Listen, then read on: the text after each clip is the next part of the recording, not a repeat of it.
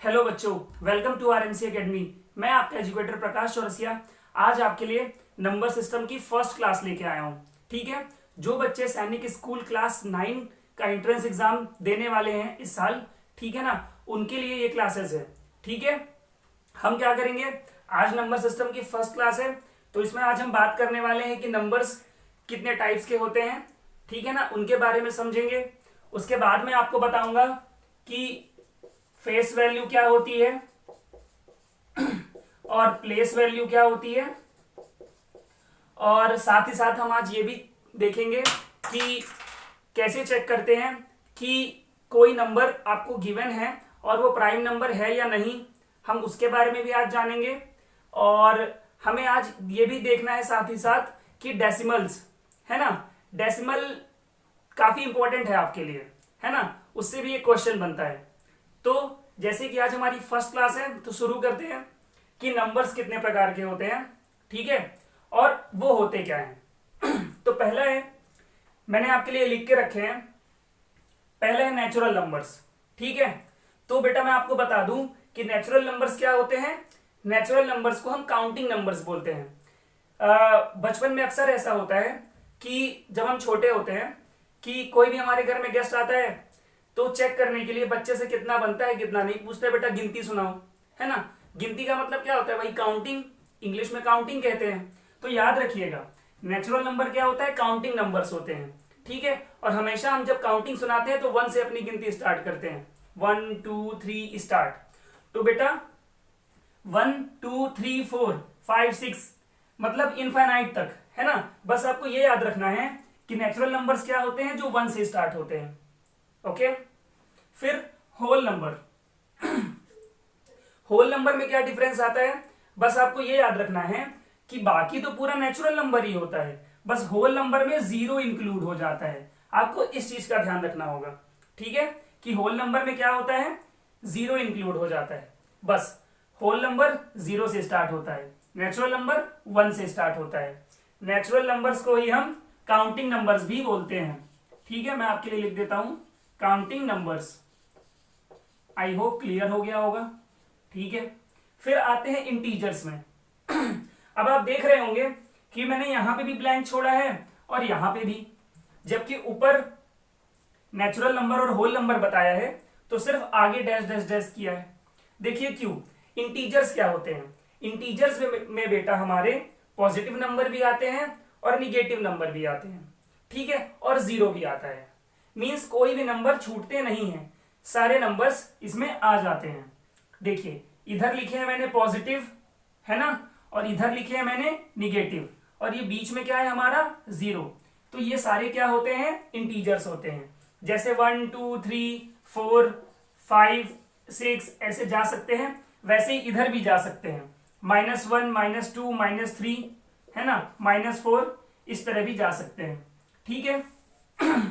मैं आपको एक और चीज बताना चाहता हूं इंटीजर्स के साथ ही साथ, कि फॉर एग्जाम्पल जैसे मैंने लिखा 4 और ये लिखा है 6, अगर मैं आपसे पूछूं कि बड़ा नंबर कौन सा होगा तो आप बता दोगे कि 6 बड़ा होगा, ठीक है, ओके।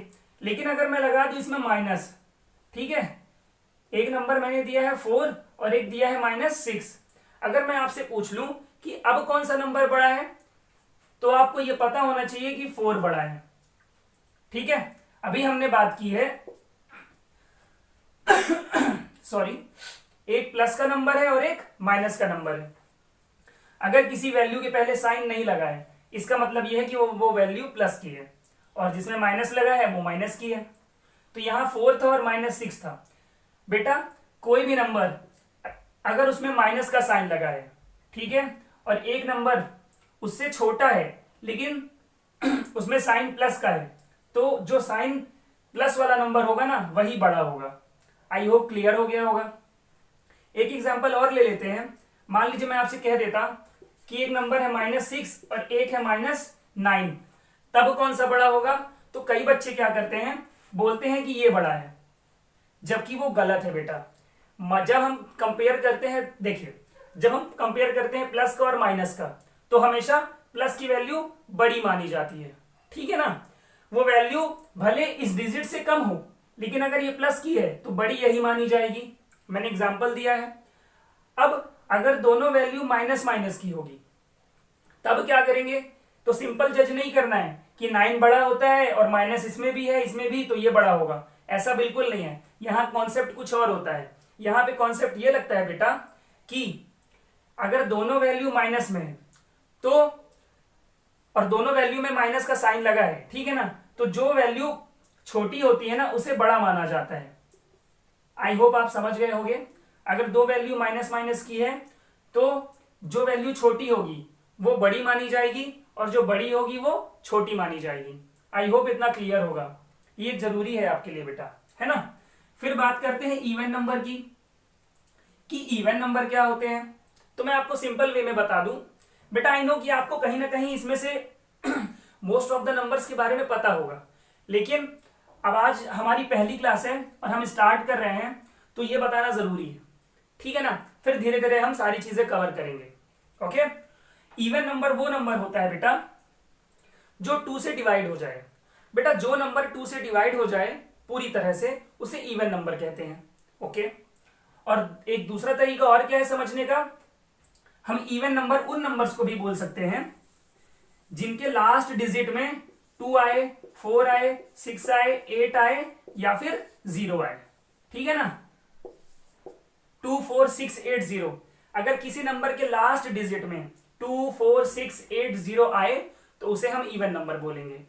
ओके, अब बात करते हैं ऑड नंबर्स की, ठीक है। तो मैं आपसे सिंपल वे में ये कह सकता हूं कि इवन नंबर के अलावा जो नंबर बचते हैं, इवन नंबर के अलावा जो नंबर बचते हैं उन्हें ऑड नंबर्स कहते हैं। ओके, देखते हैं दूसरे तरीके से क्या समझा सकता हूं मैं आपको। एक और तरीका यह है कि जो नंबर 2 से पूरी तरह डिवाइड नहीं होते, ठीक है ना, जो नंबर 2 से पूरी तरह डिवाइड नहीं होते उन्हें हम कहते हैं ऑड नंबर्स, ठीक है। या फिर एक और चीज बता सकता हूं कि देखिए ये इवन नंबर का हो गया।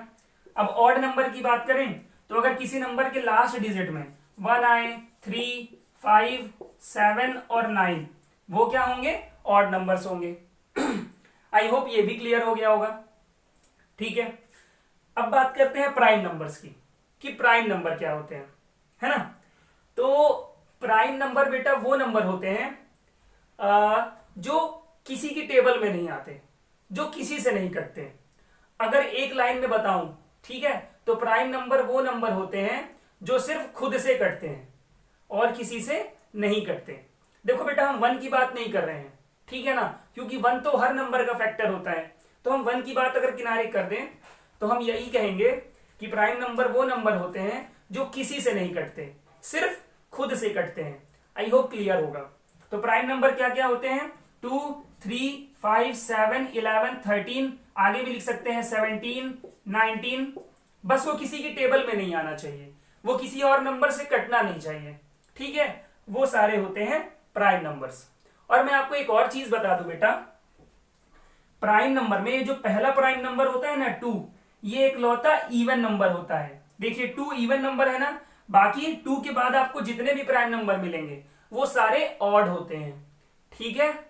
तो इस बात को ध्यान दीजिएगा थोड़ा सा, इससे भी क्वेश्चन बनते हैं, मैं बताऊंगा कैसे बनते हैं, है ना। सिर्फ पहला नंबर इवन होता है, बाकी सारे ऑड। ओके, अब देखते हैं को प्राइम नंबर क्या होते हैं। देखिए अभी हमने समझा प्राइम नंबर, अब क्या समझ रहे हैं, को प्राइम। अब ऐसा क्या बदलाव आ गया इसमें कि CO को लग गया प्राइम के पहले, तो इसमें कुछ चेंजेस आ गए। आप देख रहे होंगे मैंने यहां दो नंबर को पेयर में लिया है, ठीक है। अब बताता हूं कि को प्राइम नंबर क्या होते हैं। कोई भी 2 नंबर ले लो आप, ठीक है, कोई भी 2 नंबर ले लो आप, अगर उनका HCF 1 आता है तो वो क्या होगा बेटा, को प्राइम हो गया।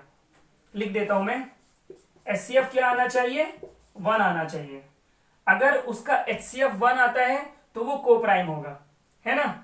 आई होप आप 9 क्लास के लिए प्रिपेयर कर रहे हो, 8 क्लास में पढ़ते हो, आपको HCF पता होगा, है ना। और आगे की क्लासेस में तो मैं आपको सारी चीजें बताऊंगा, LCM HCF, ठीक है, नॉर्मल तरीके पता होंगे आपको, उसकी ट्रिक्स भी बताऊंगा, डोंट वरी, है ना। तो फिर से एक बार रिपीट करता हूं, को प्राइम नंबर बेटा वो नंबर होते हैं, पहली बात तो इन्हें 2 नंबर के पेयर में लिया जाता है और उन 2 नंबरों का HCF 1 होना चाहिए, वो होते हैं कोप्राइम नंबर। और दूसरे तरीके से अगर बताऊं तो अगर मैं आपसे कह रहा हूं कि इन दोनों का HCF 1 होना चाहिए, इसका मतलब यह है कि इन दोनों में कोई कॉमन फैक्टर नहीं होना चाहिए, है ना, वही होते हैं कोप्राइम नंबर। ओके, अब हम बात करेंगे कंपोजिट नंबर की कि कंपोजिट नंबर क्या होता है। तो देखिए, कंपोजिट नंबर वो नंबर होते हैं बेटा, एक और तरीका है समझाने का, समझिए। प्राइम नंबर के अलावा जो नंबर बचते हैं वो कंपोजिट नंबर होते हैं। एक ये हो गया। अब दूसरे तरीके से बताता हूं आपको।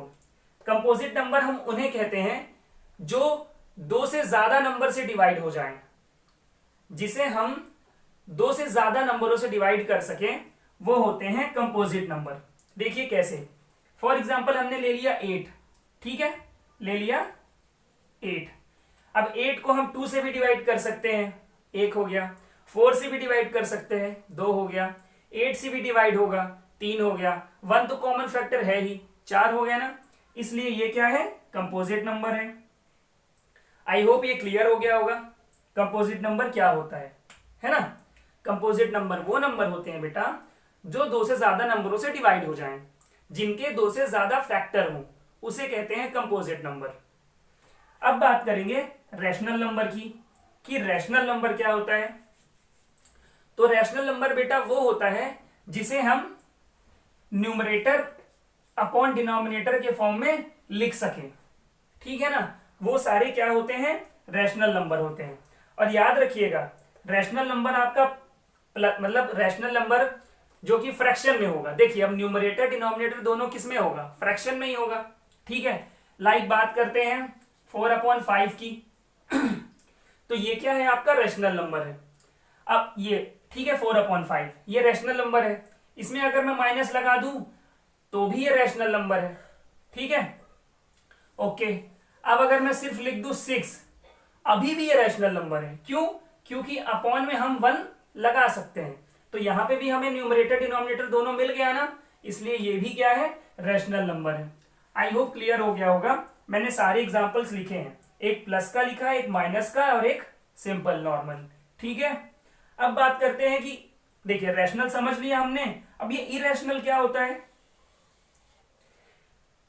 10 सेकेंड ब्रेक ले लेते हैं, है ना। कंटिन्यू मैंने आपको 9 नंबर्स बता दिए, है ना। तो एक बार आप इनको अच्छे से देख लीजिए।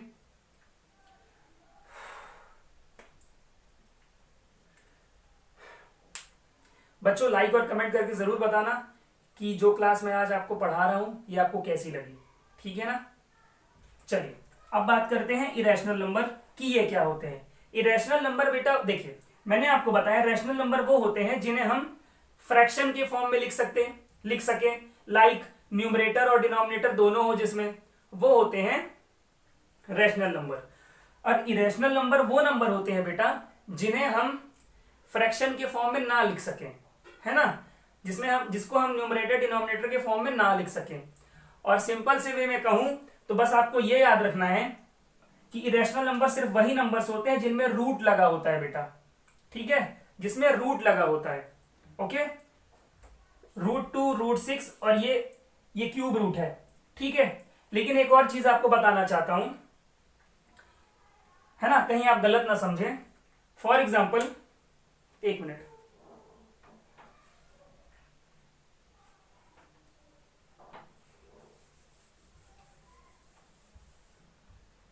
देखिए यहां पे √2 है ना, ओके, और एक लिख देता हूं √4। अब मैं आपको बताता हूं कि इरेशनल नंबर ये है लेकिन ये नहीं है। क्यों नहीं है समझिए। जो बच्चे स्क्वायर रूट के बारे में जानते हैं वो समझ गए होंगे, और जो नहीं जानते वो घबराए नहीं, अभी यहां समझ लें, ठीक है। स्क्वायर रूट के चैप्टर में हम स्क्वायर रूट भी पढ़ लेंगे। देखिए ये जो √4 है ना, इसको जब सॉल्व करेंगे तो ये 2 आ जाएगा सॉल्व, और ये एक नॉर्मल वैल्यू हो गई, है ना। तो इसलिए ये क्या हो गया, ये जो √4 है ये सॉल्व होके क्या बना 2, तो ये नॉर्मल हो गया, ठीक है। इरेशनल नंबर में भी आ जाएगा। लेकिन ये इरेशनल नंबर इसलिए है बेटा क्योंकि इसका रूट हम हटा ही नहीं सकते। आई होप अब आप समझ गए होंगे। हम इसको सॉल्व करके इसका रूट नहीं हटा सकते, इसलिए ये क्या है, इरेशनल नंबर है। इसको सॉल्व करके हम इसका रूट हटा सकते हैं, इसलिए ये रैशनल नंबर है। I hope it is clear now. अब रियल नंबर्स देखिए। रियल नंबर्स क्या है? ये तो सबसे इजी है बेटा, है ना। रियल नंबर में सारे नंबर्स आ जाएंगे आपके।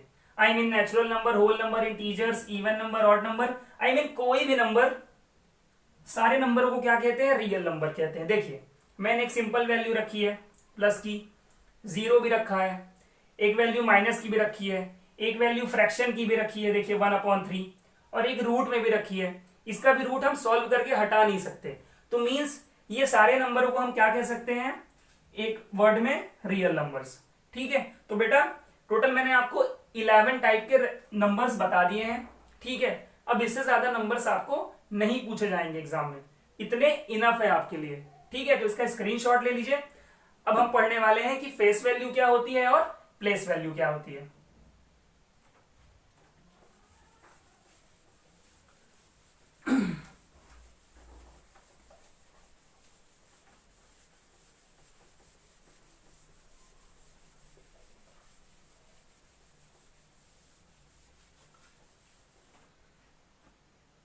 देखिए, ओह शिट, देखिए फेस वैल्यू पढ़ेंगे हम और फिर पढ़ेंगे प्लेस वैल्यू। ये हम एक क्वेश्चन लेंगे और उसी में से समझ लेंगे। मान लीजिए क्वेश्चन ले लिया मैंने 4, 2, 3, 7, 8। ठीक है, पहला क्वेश्चन मैंने आपसे ये पूछा कि फेस वैल्यू ऑफ 3 इज, है, और place value of 3 is. Okay, ये इज मिटा देता हूं, कंफ्यूज नहीं होइएगा आप।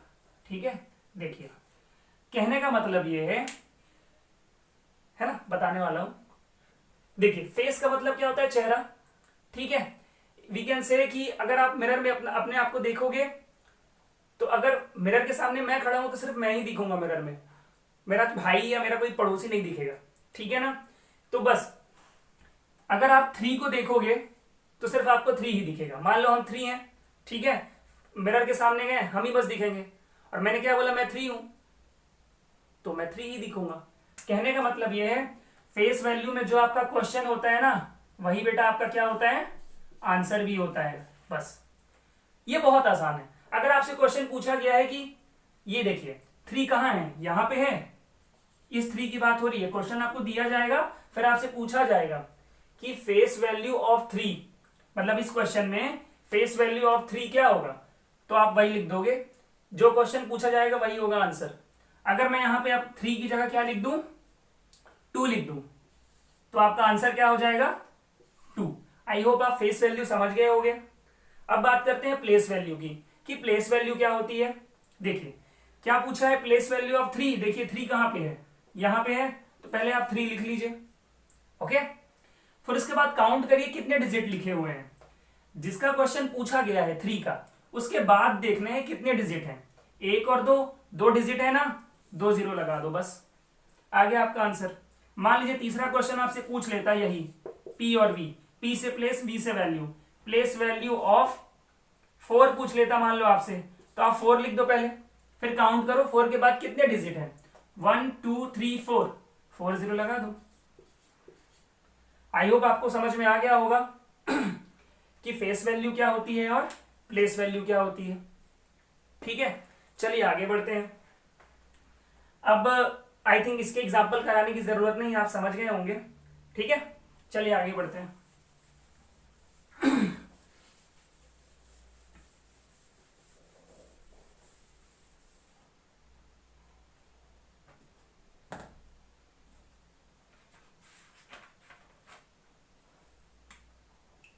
देखिए अब आपको समझना है टर्मिनेटिंग डेसिमल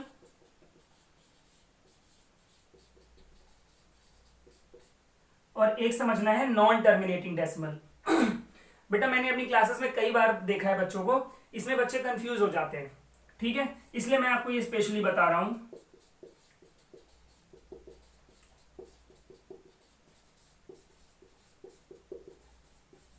देखिए टर्मिनेटिंग डेसिमल का पहले एग्जांपल लेते हैं। फॉर एग्जाम्पल मैंने आपके लिए एक वैल्यू रखी 25/10 और एक रखी है 34/1000। ठीक है, समझिए डेसिमल कैसे लगाते हैं ये देखना है पहले आपको। देखिए, आप डायरेक्टली डेसिमल तब लगा सकते हो जब आपको डिनोमिनेटर में 10 मिले या 10 की कोई पावर मिले। अब पावर का मतलब आई थिंक आप समझते होगे कि अगर मान लो लिख दिया मैंने 10 और 10 की पावर 2, तो 10 की पावर 2 का मतलब होता है 10 इंटू 10, तो हो जाएगा 100। मीन्स 10 की हम जितनी पावर चढ़ाएंगे उतनी बार आपस में इंटू करना पड़ेगा। यहां 3 चढ़ाई है तो 10 इंटू 10 इंटू 10। ठीक है, कहने का मतलब यह है कि देखिए जब इसको इंटू करेंगे तो 1000 आएगा, मतलब 1000 को हम 10 की पावर 3 कह सकते हैं। तो मैंने आपसे क्या बोला, अगर डिनोमिनेटर में 10 हो या 10 की कोई पावर वाली वैल्यू हो जैसे कि ये, तो उसका डेसिमल हम डायरेक्ट लगा सकते हैं। ठीक है, और ये कहलाता है टर्मिनेटिंग डेसिमल। देखिए कैसे, एक जीरो है, आई मीन डिनोमिनेटर में आपको काउंट करना है जीरो कितने हैं, एक जीरो है ना, तो एक डिजिट के पहले पॉइंट लगा दो, बस सॉल्व हो गया, खत्म। इधर देखिए 34/1000 है। कितने जीरो है, 3 जीरो है ना, 3 डिजिट के पहले डेसिमल लगाना है, जितने जीरो होंगे उतने डिजिट के पहले डेसिमल लगा दो बस, है ना। देखिए पहले 34 लिख लेते हैं, 3 डिजिट के पहले लगाना है डेसिमल, डिजिट हमारे पास यहां 2 ही हैं, एक डिजिट हम अपने से लगाएंगे वो होगा 0। अब देखिए 1 2 3, अब आप अपना यहां डेसिमल लगा सकते हो, और ये 0 जो मैंने अभी लगाया है ये आपके मन के ऊपर है ना, सूटेबल लगे आंसर आपका इसलिए इसको लगाते हैं, ये आपके ऊपर डिपेंड करता है, इससे कोई फर्क नहीं पड़ता। ठीक है, तो ये हो गया टर्मिनेटिंग डेसिमल। ठीक है, अब एक और चीज बता देता हूं जो ठीक इसका रेसिप्रोकल है, मींस उल्टा है। ठीक है, अब मान लो यही चीज लिखी है 0.034, मान लो अब आपको इसका डेसिमल हटाना है, तो ठीक इसकी उल्टी प्रोसेस करोगे आप।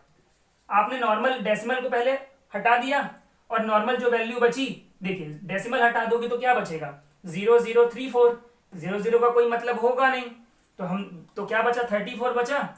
अब अपॉन में क्या करोगे आप 1 लिख लो पहले अपने से, फिर काउंट करो कितने डिजिट के पहले डेसिमल लगा है, 1 2 3, 3 डिजिट के पहले डेसिमल है, 3 0 लगा दो, तो हमने इससे ये कन्वर्ट कर लिया। आई होप आप समझ रहे होगे, पहले हमने इससे ये समझा फिर इससे ये समझा। ठीक है ना, ये दोनों काम करते हैं अपनी डिमांड के हिसाब से, है ना। क्वेश्चन में आपको जो चाहिए वो आप इस तरीके से अरेंज कर सकते हो। ठीक है, तो ये हो गया टर्मिनेटिंग डेसिमल। अब हम बात करेंगे नॉन टर्मिनेटिंग डेसिमल की। ठीक है, ये आपके लिए थोड़ा इंपॉर्टेंट होने वाला है, देखते हैं ये कैसे होगा। फॉर एग्जाम्पल एक वैल्यू है बेटा, मान लो 1/3। ओके, अब इसको जब आप डिवाइड करोगे तो पता है क्या होगा, ये वैल्यू आएगी 0.3333, ये आती जाएगी। ठीक है, ये वैल्यू क्या होगी, आती जाएगी। ये वाला मैं मिटा दे रहा हूं ऊपर का, है ना।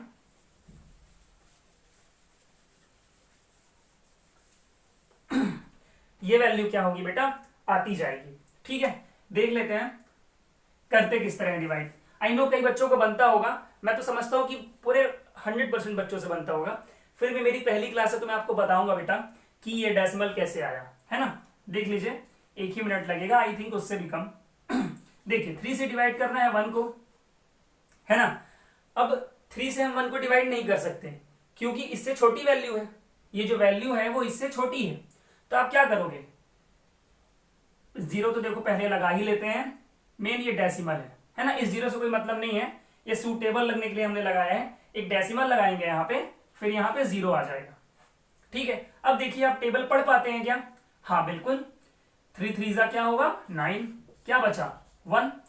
अब बेटा आपको एक चीज बता दूं, अगर आपने एक बार डेसिमल यहां पे लगा लिया है तो आप हर बार हर स्टेप में एक 0 अपने से ले सकते हो, तो अभी एक 0 हम ले सकते हैं। ओके, तो क्या होगा, फिर 3 3 9, फिर 1 बचेगा, फिर एक 0 आप अपने से ले सकते हो बिकॉज ऑफ डेसिमल, फिर 3 3 9। आई मीन ये कहानी खत्म नहीं होने वाली है, ये कहानी चलने वाली है। ठीक है, और जब भी ऐसा क्वेश्चन मिले जिसमें कहानी रुकने नहीं वाली है, कहानी चलने वाली है, उसके लिए एक टर्म आया है वो टर्म ये है, इसे बार भी कहते हैं और विनकुलम भी कहते हैं। अब क्या कहते हैं ये तो आपसे एग्जाम में कभी नहीं पूछा जाएगा, है ना। बस ये समझिए कि इसका मतलब क्या होता है। अब देखिए हम इसका आंसर शॉर्ट में ये लिख सकते हैं 0.3 बार। ठीक है, मैं बार कहता हूं, ओके, 0.3 बार। ये बार क्या रिप्रेजेंट करता है आप समझ गए होंगे। देखिए यहां पे एक ही डिजिट बार बार रिपीट हो रहा है ना। तो ये हमें इस तरह ना लिखना पड़े, इसलिए हम क्या लिख सकते हैं, इसको ऐसे लिख सकते हैं 0.3 ही रिपीट हो रहा है बस ना, तो 3 के ऊपर क्या लगा देंगे, बार। बार का मतलब ये है इट शोज कि 3 is repeating again and again. ठीक है ना, इसलिए हम इसको ऐसे लिख सकते हैं। ठीक, ओके। अब एग्जाम में क्वेश्चन कैसे आते हैं देखिए।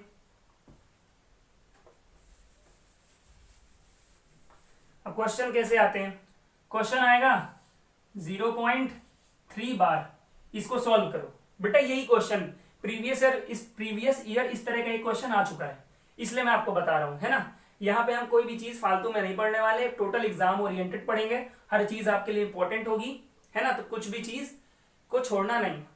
देखिए अब इसको वापस सॉल्व कैसे करेंगे। देखिए जब हमने 1/3 को सॉल्व किया तो ये आया, फिर इसको सॉल्व किया तो ये आया। अब जब डायरेक्ट आपको ये दे दिया जाएगा तो नॉर्मल सी बात है कि आपको यहां से यहां आना है। आपको पता तो चल गया क्योंकि मैंने यहां बताया है, तो आपका आंसर आएगा 1/3। लेकिन तरीका क्या है बेटा, ये समझना जरूरी है। हम आज इसी बारे में बात कर रहे हैं। मैंने आपके लिए क्वेश्चन लिखा है 0.3 बार, ठीक है ना। क्वेश्चन ये है बेटा, क्वेश्चन ये है, और हमें सॉल्व क्या करना है, सॉल्व करके हमें ये लाना है। लेकिन ये कैसे सॉल्व होगा और ऐसे आएगा आपको ये देखना है। देखिए, ओ माय गॉड,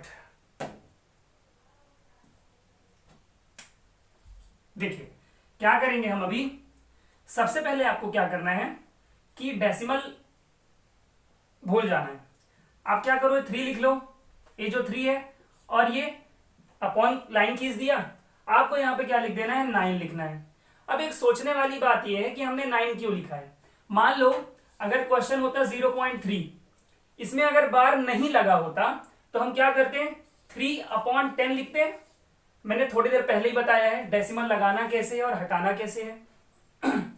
देखते हैं कि एक डिजिट के पहले पॉइंट है और डेसिमल हटाना है, तो अपॉन में 1 लिखते हैं और एक 0 लगा देते हैं, क्योंकि एक डिजिट के पहले पॉइंट है। डेसिमल आपका हट गया। लेकिन यहां पे ऐसा स्पेशल क्या है, जो मैंने 10 की जगह क्या लिख दिया, 9 लिख दिया। ठीक है, तो वहां पे स्पेशल केस यही है बेटा, ये जो बार लगा हुआ है ना, इसकी वजह से यहां पे अपॉन में क्या आएगा, 9 आएगा। समझ लो आप कि यहां पे आप क्या लिखते, 10, यहां पे आपको -1 करके लिखना है। आई होप समझ में आया होगा। ठीक है, अब मान लो क्वेश्चन होता 0.33 बार, ठीक है, तो यहां पे क्या होता, 33/99 होता बेटा। समझना मेरी बात, ठीक है। 2 डिजिट है, लिख लिया 33, बार हटा दिया, डेसिमल हटा दिया, अपॉन की लाइन खींची, ठीक है। देखो 2 डिजिट थे ना, इसलिए 2 9 लगा दिया, ये समझ लो। या फिर आप ये भी समझ लो कि अगर ये बार नहीं होता तो हम पहले 1 लिखते हैं अपॉन में, फिर 2 डिजिट के पहले पॉइंट है, 2 0 लगाते हैं।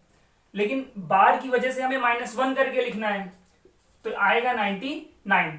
तो आप डायरेक्टली समझ सकते हो बेटा कि अगर 2 डिजिट के में बार लगा है तो अपॉन में 99, एक डिजिट में बार लिखा है तो अपॉन में 9, इस तरीके से काम होगा। ठीक है, आई होप थोड़ा बहुत क्लियर हुआ होगा। अभी हम और क्वेश्चन लेंगे तो और ज्यादा क्लियर हो जाएगा।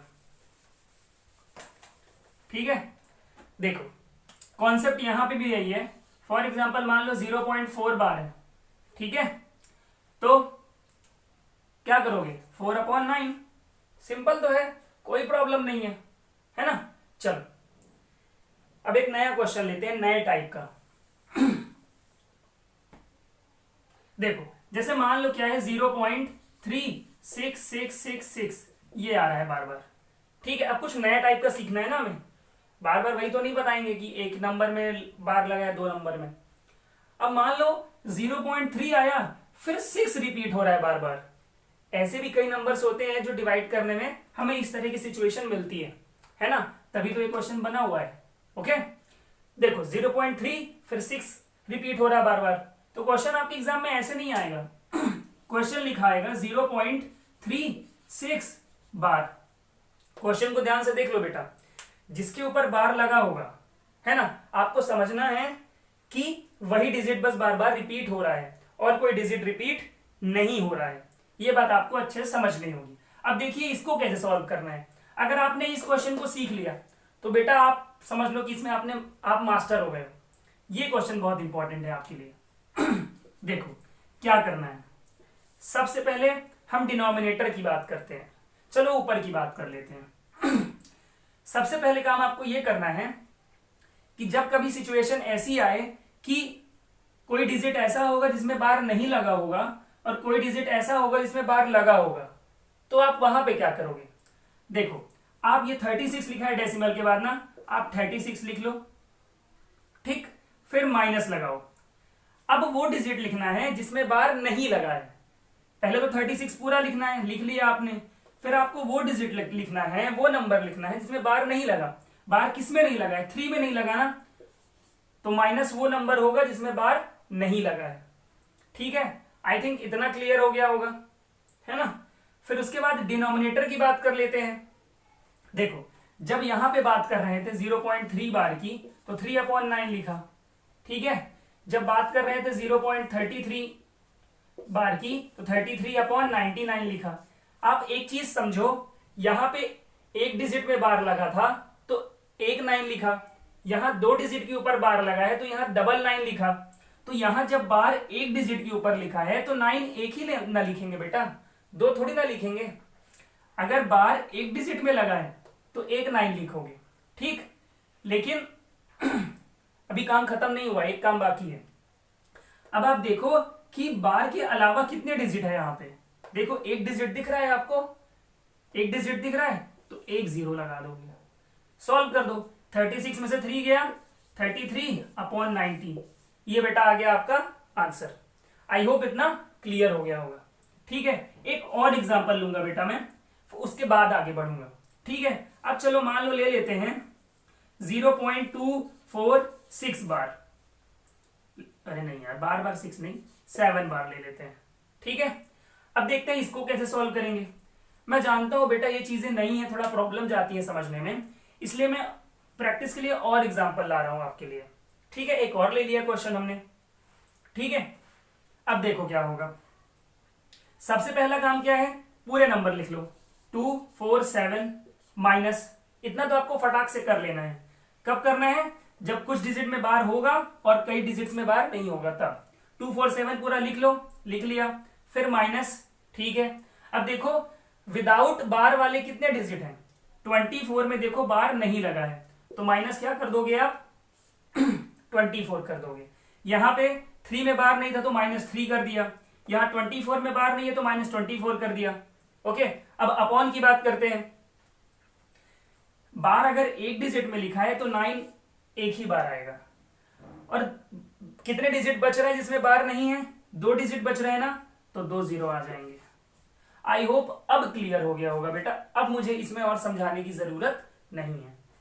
माइनस करिए, 7 में से 4 गया 3, 4 में से 2 गया 2, ये आ गया आपका आंसर।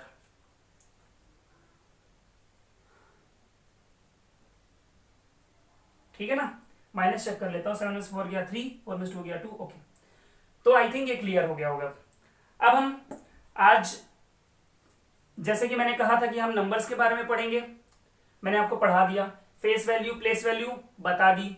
डेसिमल के बारे में ये 2 केस इंपॉर्टेंट थे, है ना, टर्मिनेटिंग डेसिमल और नॉन टर्मिनेटिंग डेसिमल, तो ये मैंने बता दिया। ये नॉन टर्मिनेटिंग पढ़ रहे थे बेटा, है ना, एक बार याद दिला देता हूं। अब बस एक चीज बची है कि हम किसी नंबर को कैसे चेक कर सकते हैं कि ये प्राइम नंबर है या नहीं, ये बाकी है बस।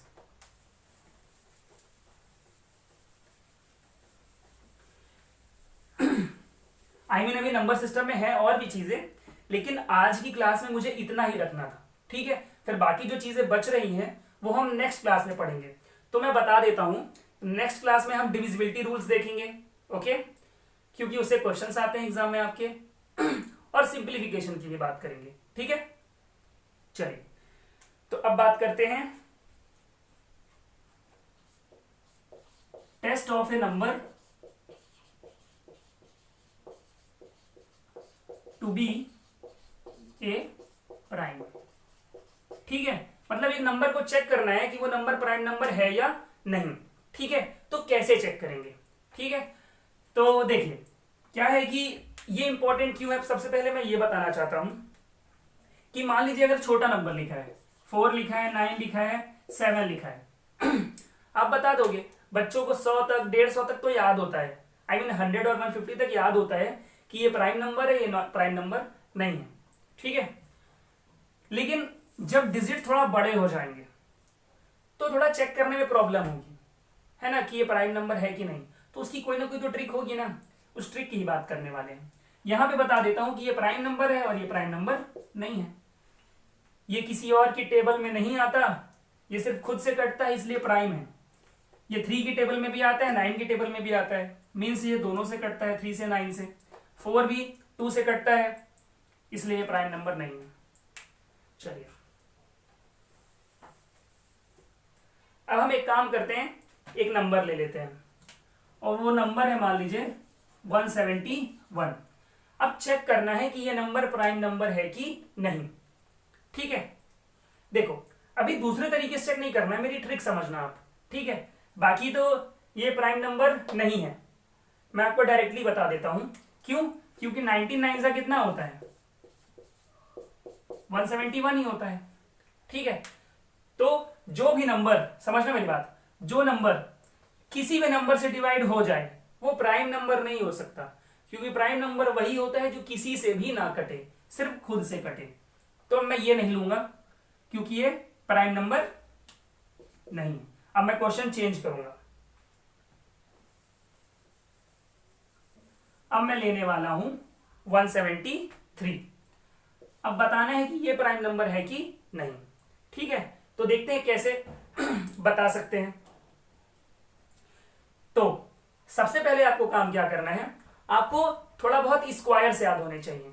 अब स्क्वायर का मतलब क्या है, वैसे तो मैं आपको एक चीज बता दूं कि आप 9th क्लास के लिए प्रिपेयर कर रहे हो तो आपको कम से कम, जिन बच्चों को मैं पढ़ाता हूं बेटा, उन्हें कम से कम मैं 1 to 60 तक स्क्वायर याद कराता हूं।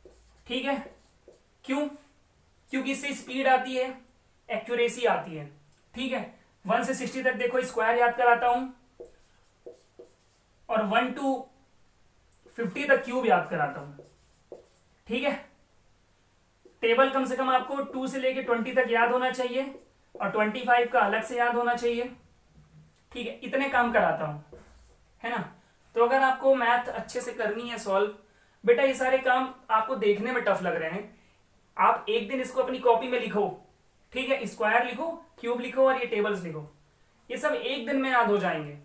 और फिर आपको बस 3-4 दिन, मतलब 3-4 दिन इसको रिवाइज करना होगा, ये कभी नहीं बोलेंगे।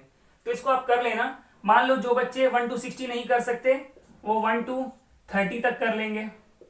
ठीक है, ये क्यूब 1 to 20 तक, 1 to 30 तक तो इंपॉर्टेंट है बेटा, और ये मान लो 40 तक कर लेंगे। ठीक है, और टेबल ये पूरे याद करने हैं। वैसे मैं तो यही कहूंगा ये पूरा याद कर लो आप, है ना। ओके, क्योंकि टाइम बचेगा मैथ में, कैलकुलेशन में, क्योंकि वहां पे टाइम बहुत जरूरी है ना, जल्दी जल्दी क्वेश्चन सॉल्व करने, तभी ना आप सेलेक्ट होगे बेटा। तो चलिए अपने आ जाते हैं टॉपिक में हम लोग, है ना। तो स्क्वायर की बात कर रहे थे, आपको किसी ऐसे नंबर का स्क्वायर याद करना है जो इसके आसपास हो और इससे थोड़ा सा बड़ा हो। देखिएगा कैसे, जैसे मान लो मैं लिखता हूं यहाँ पे 12 का स्क्वायर 144 होगा, 13 का स्क्वायर 169 होगा, 14 का स्क्वायर 196 होता है। ठीक है, तो मैं क्या बोल रहा हूं आपको कि कोई ऐसा नंबर लेना है, समझना मेरी बात बेटा, माइंड माई वर्ड्स। आपको कोई ऐसा नंबर लेना है जिसका स्क्वायर इस नंबर से थोड़ा सा बड़ा हो। फिर से सुनो, आपको कोई ऐसा नंबर लेना है, आपको कोई ऐसा नंबर लेना है जिसका स्क्वायर इस नंबर से थोड़ा सा बड़ा हो, है ना। कैसे?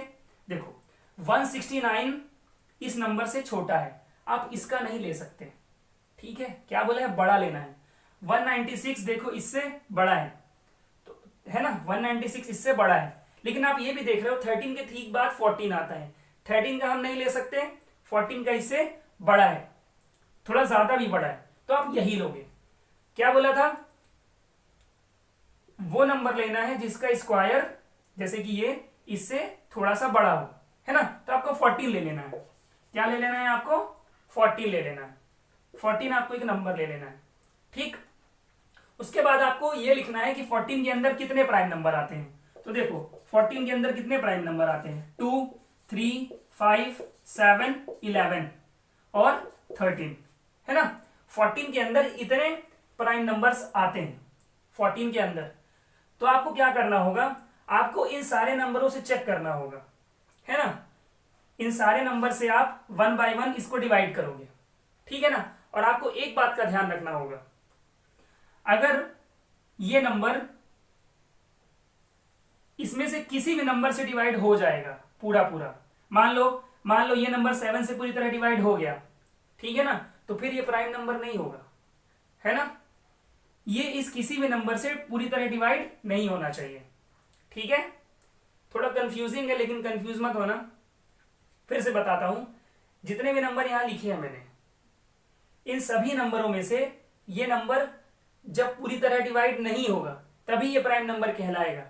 मान लो इनमें से किसी एक नंबर से भी अगर ये नंबर डिवाइड हो गया, इसका मतलब यही होगा कि ये प्राइम नंबर नहीं है। चलो चेक करते हैं, ठीक है, चेक करते हैं। 2 से देखो ये नंबर डिवाइड होगा क्या, नहीं होगा। क्यों नहीं होगा, 2 से वही नंबर डिवाइड होता है जिनके लास्ट में 2, 4, 6, 8, 0 हो, ठीक है। 3 से चेक करते हैं। अब देखो अभी बेटा आप लोग डिविजिबिलिटी नहीं जानते हो, आई मीन जानते होगे लेकिन मैंने अभी नहीं पढ़ाई, है ना, इसलिए नॉर्मल तरीके से बता रहा हूं। देखो 3 का देखो मैं डायरेक्ट डिवाइड कर सकता हूं, ओके, क्योंकि मुझे डिविजिबिलिटी रूल पता है। 3 का डिविजिबिलिटी रूल होता है कि इन सबको सम करो, फिर देखो वो 3 के टेबल में आता है कि नहीं आता, 3 से डिवाइड होता है कि नहीं होता। 7 1 8, 8 3 11, 3 के टेबल में 11 नहीं आता, खत्म। 5 से वही नंबर डिवाइड होगा जिनके लास्ट में 0 आएगा या 5 आएगा, ऐसा कुछ भी नहीं है, ना ही 0 ना 5, तो इससे भी डिवाइड नहीं होगा।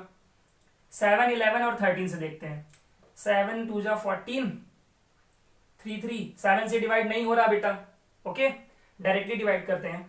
11 से इसको डिवाइड करोगे, नहीं हो रहा है। 11 1 जा 11, 6 3, हाँ। 13 से देखते हैं, चलो 173, 13 1 जा 13, 4 बचा 3, 13 के टेबल में ये नहीं आता, इतना आता है, 4 बच रहा है। कहने का मतलब ये है कि देखो 173, यहां पे जितने भी नंबर लिखे हैं मैंने, इन किसी भी नंबर से डिवाइड नहीं हुआ, तब जाके ये प्राइम नंबर होगा। अब मान लो अगर ये 7 से डिवाइड हो जाता तो फिर बेटा ये प्राइम नंबर नहीं होता, ध्यान रखना। अब ये सुधार देते हैं, इसको प्राइम नंबर कर देते हैं क्योंकि ये इससे भी डिवाइड नहीं हुआ था। आई होप आपको क्लियर हो गया होगा, ठीक है। तो आप ये घर में ट्राई करिएगा कि किसी भी नंबर को कैसे चेक करते हैं कि प्राइम नंबर ये है कि नहीं। बेटा ये चेक करने का इकलौता यही तरीका है, इसके अलावा कोई दूसरा तरीका नहीं होगा। आप सोच रहे होगे कि इसमें भी काफी टाइम लगेगा, 2 3 5 7 11 13, है ना। लेकिन बेटा अगर आपसे 3 डिजिट का कोई नंबर पूछता है, मान लो 189 या कुछ भी, तो आप इस तरीके से चेक कर सकते हो, ठीक है ना। इसके अलावा कोई दूसरा तरीका नहीं है। आपको ये भी बनना चाहिए, इंपॉर्टेंट है बेटा, ठीक है ना, आपके सिलेबस में है ना। तो बेटा बस आज के लिए इतना ही रखते हैं। मैंने आपको जो चीजें आज पढ़ाई है उसको अच्छे से पढ़िए और समझिए, और प्लीज मुझे कमेंट में बताइए कि आपको आज की क्लास कैसी लगी, ठीक है ना। तो वो जो लाइक और कमेंट आप करोगे ना, उसी के बेसिस पर मैं सेकंड क्लास बनाने वाला हूं। तो जो भी करना है जल्दी करना है, ठीक है।